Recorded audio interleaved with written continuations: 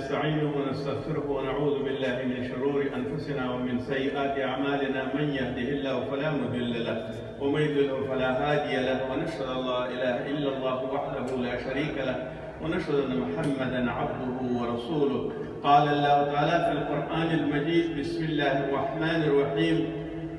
قل إن صلاتي ونسكي ومحياي ومماتي لله رب العالمين لا شريك له وبذلك أمرت وأنا أول المسلمين. الله أكبر الله أكبر، لا إله إلا الله والله أكبر الله أكبر ولله الحمد. وقال الله تعالى في القرآن: إني وجهت وجهي للذي فطر السماوات والأرض حنيفا وما أنا من المشركين. وقال الله تعالى: بسم الله الرحمن الرحيم: إن أول بيت وضع للناس للذي ببكة مباركا وهدى للعالمين فيه آيات بينات مقام إبراهيم ومن دخله كان آمنا ولله على الناس حج البيت من استطاع إليه سبيلا ومن كفر فإن الله غني عن العالمين. اللهم صل على محمد وعلى آل محمد، اللهم انزله المقعد المقرب عندك يوم القيامة. اللهم بارك على محمد وعلى آل محمد كما باركت على إبراهيم وعلى آل إبراهيم إنك حميد مجيد. زما د ایمان او د کلمې ورونو امت مسلمه ټولو ته د اختر مبارکي او الحمدلله خدای تعالی د ټولو حجونه قربانۍ او هر څه قبول کړي. الحمدلله چې زموږ په ژوند کې په موږ باندې بیا دا لوی اختر راغی او الله جل جلاله دې توفیق راکړي چې د اخترونو شان وساتلی شو، د قربانۍ کوم نسک چې په موږ باندې دي واجب دي الله تعالی ته هغه ادا کړلی شو. کوم آیات شریف چې ما ولوست رسول صلی الله علیه وسلم به چې کله قرباني کوله نو دای فرمایل چې الله جل جلاله ورته وایي: ووایه ستا مونځ زما مونځ یا الله جل جلاله تا لره دی، زما قرباني تا لره ده، زما ژوند تا لره دی، زما مرګ تا لره دی، یا الله رب العالمین تا سره شریک نشته دی او په دې باندې زه مأمور شوی یم او زه د ټولو مسلمانانو نه لومړی مسلمان یم. د صلات معنا دا ده څومره چې نفلي مونځونه دي او څومره چې فرضي مونځونه دي نو الله جل جلاله لره به وي، بل چاته به نه کېږي، پیغمبر ته نه کېږي، بت ته نه کېږي، بل چاته نه کېږي، خالص الله به ورکوي او د الله دپاره به مونځ کېږي. نو ځکه وایي چې صلات یې زما مونځ تا لره دی. دویم ونسکي او زما قربانیانې ټولې تا لره دي. مناسک په حج کې هم هغه ځایونو ته وایي چې کوم شی اجرا کېږي شعایرو ته وایي، او دلته نسک آیات شریف کې د دې په نامان راغلی چې زما قرباني. اوس انسان چې قرباني ورکوي او یا چې شی حلالوي نو هغه به د الله په نامه باندې حلالوي. لومړی ځل پکې دا دی. او موږ او تاسو څو قربانۍ لرو او څو حلالۍ لرو. یوه دغه ده چې د عید اضحا کې وي، او بله دا وه چې کوم حاجي چېرته د هغه نه کومه سهوه وشي نو هغه قرباني کوي. او بل موږ او تاسو په عقیقه کې یو پسه یا یو ګډ حلالو یا دوه ګډان او یا دوه پسونه حلالو د نر او د جنۍ لپاره. نو دغه ټولې قربانۍ به د الله په نامه باندې وي، د بت په نامه باندې به نه وي. نو ځکه پخوا مشرکینو منځونه چې کول هم اول به بت ته به مخ کوه او قربانۍ به چې کولې هم د قربانۍ وینه به یې واخیسته به یې په بت باندې اچوله یا به په دروازو باندې به یې اچوله. خصوصا بني اسرائیلو کې دا رواج و، کله به چې قرباني وکړه نو وینه به یې ټوله واخیستله او هغه به یې په دروازو باندې اچوله، خلکو ته به یې ځان ښوده چې ما قرباني کړې ده. بیا الله جل جلاله ته د سړي ژوند وي، یا الله زه به ستا په حکم محیایي، زه به ستا په حکم باندې ژوند تېروم. او د ژوند تېرول د الله لپاره دا دی چې په کوم شي باندې الله تعالی امر کړی هغه به اطاعت کې، او کوم شی چې الله تعالی منع کړی او نهی دې کړی د هغې نه به نهی کې. فلهذا محیایي ژوند ستا دپاره دی. کوم ورځ چې زه پیدا شوی یم په ځان پوهېږم او تر قبر پورې زما ټول ژوند به ستا لپاره وي او ستا د رضا دپاره وي، او زما ژوند هم ته راکولی شي و مماتي او مرګ به هم زما ستا دپاره وي. زه چې قبر ته ځم نو د کلمې لا اله الا الله سره به ځم او په همدې به مې ژوند کړی وي. او مړ کول هم ته کولی شي او ژوندي کول هم ته کولی شي. مونږ په دې کې د دې عقیده نه لرو چې بت څه کار کولی شي، ستوری څه کار کولی شي، پنډت او ملا څه کار کولی شي، او یا پیغمبر څه کار کولی شي. دا هغه شیان دي چې دا د الله لپاره دي او د دې ټولې عقیدې لپاره مماتي او محیایي دا د الله لپاره دي. او الله څوک دی؟ د ټولو عالمینو الله دی، که په ځمکه کې دي، که په اسمان کې دي، او که په وچه دي او که په لمده کې دي،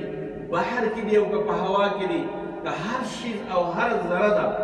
نو د الله تعالی لپاره ده. او دا د هغې که ملایکې دي هم د ده تابع دي، که نور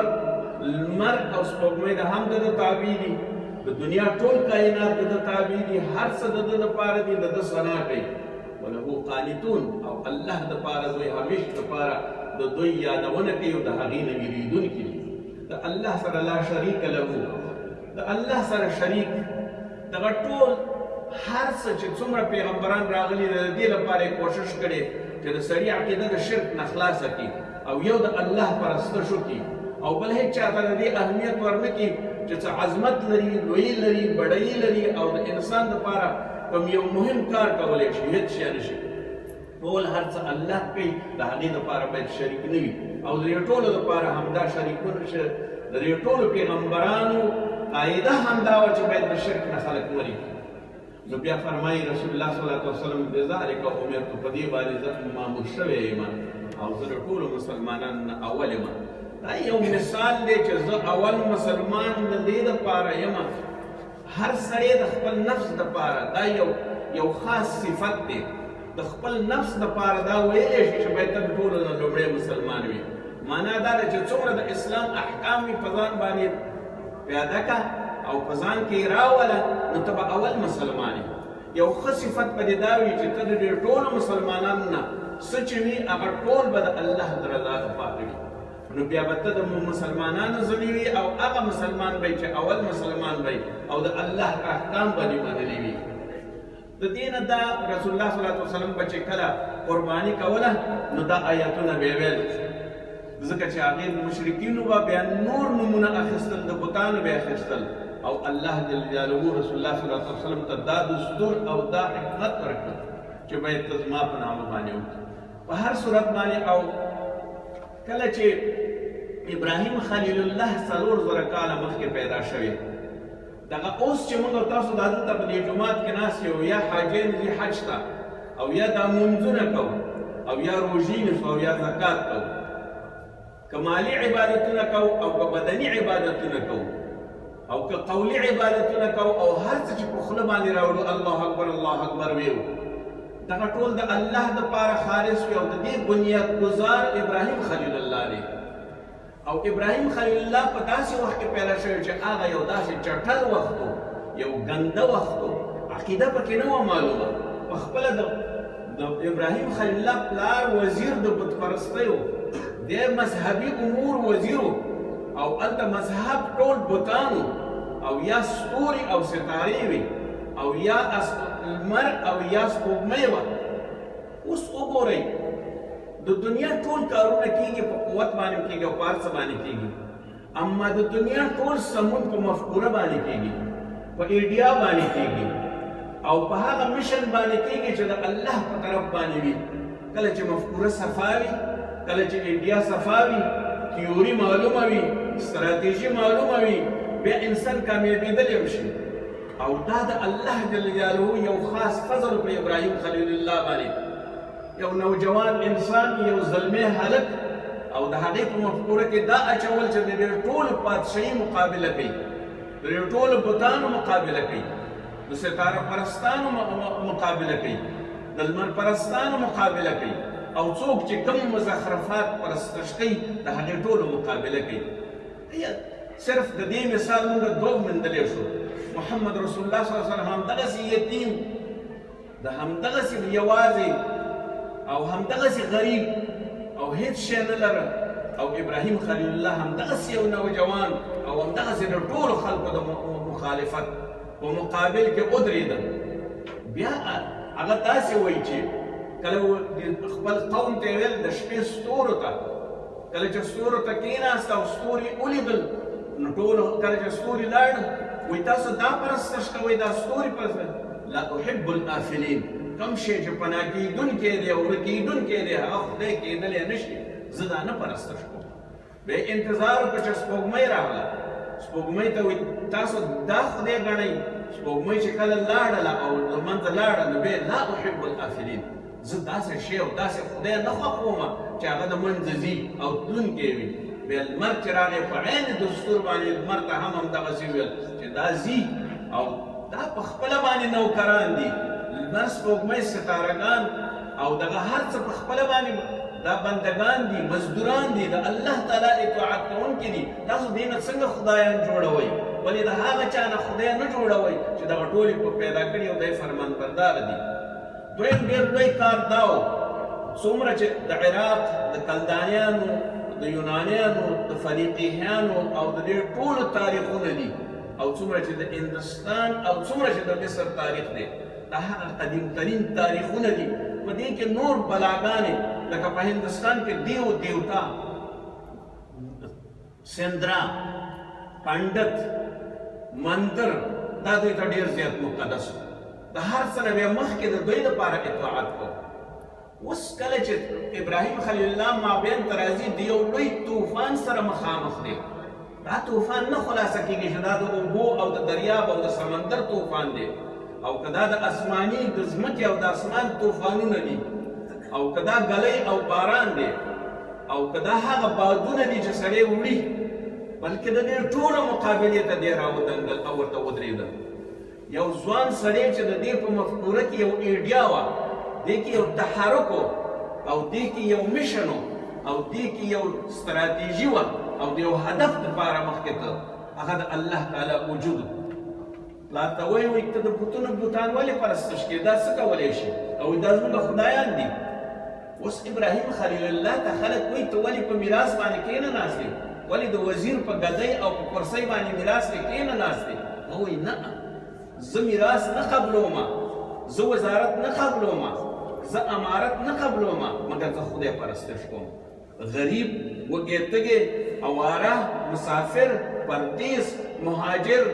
هر غم کې چې وي زه خوشحاله یم خو دا کارونه نشم کولی او همدغه واقعي تېره کړه خلاصه دا چې بوتان یې ټول مات کړل ټول ورته راضي وویل ولې تا بوتان مات کړي ورته ویل ما نه دي مات کړي دې غټ بت مات کړي وګورئ ته برې په غاړه کې دی هغه ورته دا خو نشي کولی نو ورته چې ښه منطق هم داسې وي چې بت څه نشي کولی بیا تاسو پرستش ته کومه کوئ ټولو خپلو نفسونو ته وکتل چې مونږ خپله جوړ کړي په خپله باندې برابر کړي د لرګي نه د اوسپنې نه د ګاڼې نه او د خټې نه هغه شي ته مونږ ودرېږو یو چټل شی نه دي د دې نه یو ښه انتباه یو ښه خبر دا اخیستل پکار دي چې مونږ تاسو کله کله د هر چا دپاره دومره عزت کوو چې حتی خپله مفکوره او خپل هغه ټول هر څه استعمالو د هغې دپاره مګر نه ته هم د خدای بنده او هغه هم د خدای بنده دی که دا انسان وي او که بت وي که دا یو ښکلی شی وي او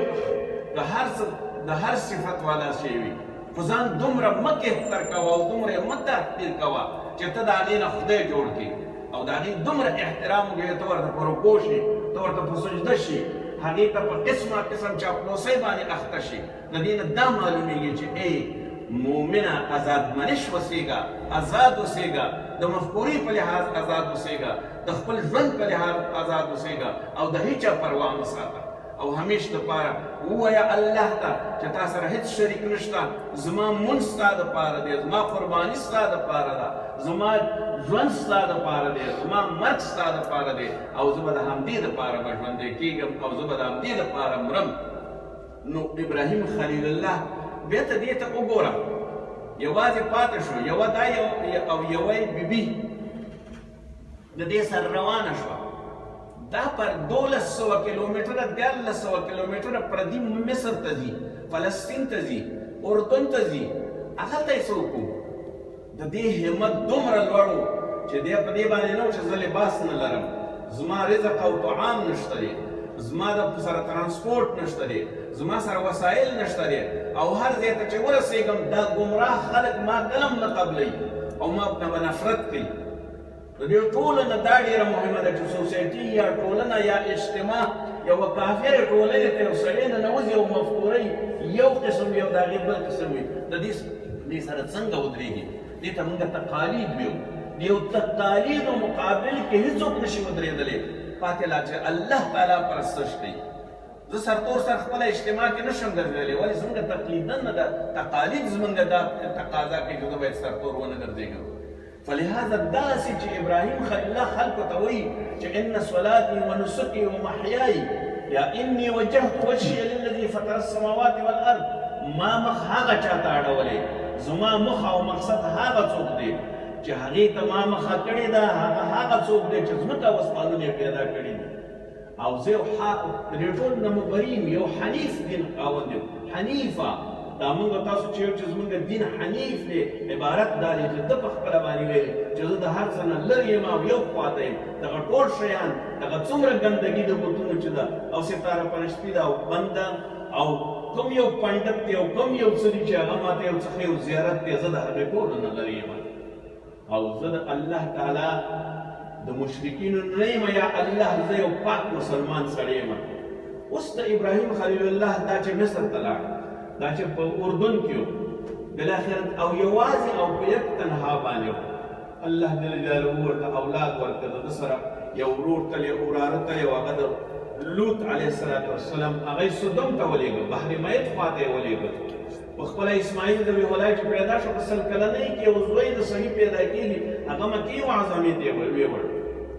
په مکه کې په هغه دشته کې په هغې کې دیره کړ چې په هغې دشته کې هېڅ شی نه و. الله دې امتحان ته په دې ټولو شیانو باندې د استقامت خراب نه شو، د دې عزت خراب نه شو، د دې عزم او قصد خراب نه شو. څنګه چې متین و هماغسې ویل او همدا بیا ویل اني بریء مما تشرکون، زه د هغه شیانو نه بري یم چې هغې کې شرک وي او هغه هېڅ وخت یې نشم کولی او زما الله دی زه هېڅ نشم کولی. هغه یو زوی هاجره بیبي هغه په مکه کې دیره شوه. دغه مکه چې نن د دومره عزت خاونده ده دا د یوې خیمې پکې هم نه وه، دغه یوې خیمې نه او دغه یو کورنۍ نه او دغه یوې ځمکې نه الله جل جلاله دومره شیونه جوړ کړل چې نن موږ او تاسو ته څومره لوی درس دی، نن څومره لوی شیان دي. په مکه معظمه کې چې سړی کښېني او پاڅېږي، یو نیم سل کاله د دې مکې دیوالونو ته خلک راتله، علما راتله، صحابه کرام عبدالله ابن مسعود راته، ابن عباس صاحب راته، ابن عمر صاحب راته، په خپله عمر رضی الله عنه راته، ټول صحابه ثابت صاحب راته، دغه ټول دلته کېناسته او درس یې خلکو ته ورکو. صحابهو نه راپتېره بیا ائمه مجتهدین، ائمه اربعه او نور امامان پیدا شو، همدې درس ته ناست و، چاته حدیث درس ورکوه، چاته فقه درس ورکوه او چاته د نور اموراتو درسونه ورکوه. او همدغه حج ته خلک راځي ځکه چې ابراهیم خلیل الله ته الله ویلي چې راوغواړه خلک، اعلان وکړه خلکو کې چې راشي دې حج ته. اوس که موږ وویو چې د دنیا ټول خلک لکه اوس اولډ کنفرانس یا د دنیا کنفرانس خلک غواړي، اوس هم پرې نه کامیابېږي. یا د بین الملل یا ملل متحد یو خپل دغه جوړوي، یو مشن جوړوي او یو اتحاد جوړوي، یو داسې یو شی جوړوي، یو ټولنه جوړوي چې خلک پرې راغونډ شي، خلک پرې نه راغونډېږي. ولې دغه ټول دا 3 میلیونه خلک ولې مکې معظمې ته راځي؟ دا د هغه زلمي او د هغه نوجوان هغه کارونه دي چې کوم یو د ده په ایډیا کې و، د ده په مفکوره کې و او د هغې نه نن الله جل جلاله دغه ټول اسلام ډک کړ. یو د ورلډ کنفرانس دی. بیا دې ته وګوره چې دا یو هغه ځای دی، د هاګ محکمه موږ په هالند کې لرو چې مجرمان ورته معرفي کېږي، اما په خپله انسان په مکه معظمه کې په خپله ځان محاکمه کوي، په خپله توبه وباسي، ما دا بدکار کړی توبه، ما دا بدکار کړی توبه، یا الله زه حاضر یم، سر مې لوڅ دی، خپې مې لوڅې دي، یو لنګ کې او یو څادر کې یم، یو د محشر جامې مې اغوستې دي، د قیامت جامې او کفن مې اغوستی دی او تا ته حاضر یم. ایا د دې نه لویه فلسفه، د دې نه لویه ایډیا، د دې نه لوی مذهب، د دې نه لوی تمدن، د دې نه لوی ثقافت او د دې نه لوی کلتور بل په دنیا کې پیدا کېږي نن چې په اسلام کې دی؟ خو دا چې موږ یې په قدر نه پوهېږو دا بېله خبره. فلهذا ابراهیم خلیل الله هغه څه چې جوړ کړي وو، هغه دستګاه شوه، هغه د علم ځای شو، هغه د سپیانو ځای شو، هغه د قسم ښودنو ځای شو، او تر ننه پورې چې څومره شغلې د دې ځي کعبه د الله تعالی رحمت شو د عرش لاندې سورې شو او ټول خلک ورکې دیره شو د دې عرش د سوري لاندې علم و معرفت پیدا شو ژبه او تمدنونه پیدا شو هغه واحد مرکز پیدا شو د احرام یوازې جامع او لباس پیدا شو امن و امان منځته راغی دغه ټوله دنیا په امن و امان کې وایي چې څنګه په حج کې څوک امن و امان راوړي الله جل جلاله یې راوړي همداسې د 150 کالو کې څومره پوهنتونونه او څومره مدرسې او څومره شاګردان مې فارغ کړي وي فلهذا دا هغه څه دي چې ابراهیم خلیل الله په خپل عزم باندې دی دنیا او نړۍ ته پرېښود په خپل میراث باندې او بیا محمد رسول الله صلی الله علیه وسلم خدای د ده دعا په اساس باندې پیدا کړ چې نن سبا دې ټولې دنیا ته د قرآن درسونه ویل کېږي ټولې دنیا ته د احادیثو درسونه ویل کېږي فکرونه روښانه کېږي مقصد معلوم وي د ټول خلکو ژوند په راحت کې دی نه په بتپرستۍ کې دی او نه په عبث کې دی بیا بالاخره هغه هلته بوتان مات کړه او محمد رسول الله صلی الله علیه وسلم په مکه کې بوتان مات کړه دا دواړه هغه څوک وو چې پلار او زوی دواړه د دنیا د مفکورې دپاره یې خدمت وکړ د دوی د مفکورې د انځلو دپاره یې کوشش وکړ د دوی د بدنونو دپاره یې کوشش وکړ په هر صورت باندې دا د هغه کوم کار چې نن پې هم موږ ویاړو او پرون هم پې هم ویاړېدو او دغه ټول رحمتونه او دغه ټولې لارې موږ ته ابراهیم خلیل الله وعدې کړې او د هغې نه وروسته الله جل جلاله محمد رسول الله صلی الله علیه وسلم راوړ ربنا آتنا في الدنيا حسنة وفي الآخرة حسنة وقنا عذاب النار